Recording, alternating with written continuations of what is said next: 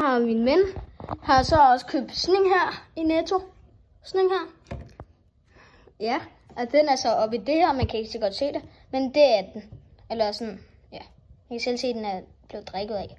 Så nu er det der oppe i det der. Så ja, så skal vi hælde. Ingen Oscar. Ja.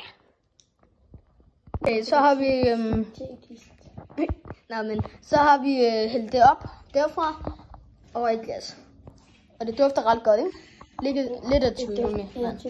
Så smager du på det først. Okay.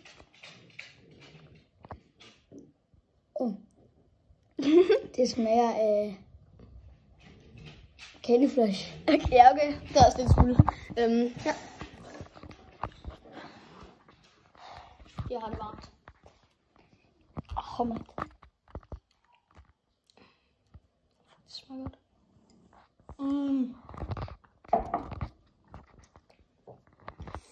What? Det smager godt, mand.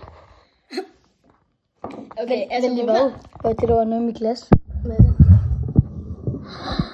Der er krums. Nå, det er altså mig. Oscar.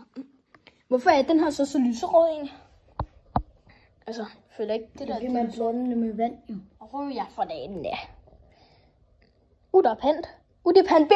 Det ved jeg ikke, hvad det betyder. Det er også meget. Nå, smid like. Og hvis I vil have flere af sådan nogle taste test videoer, ikke? Så kunne det være ret nice.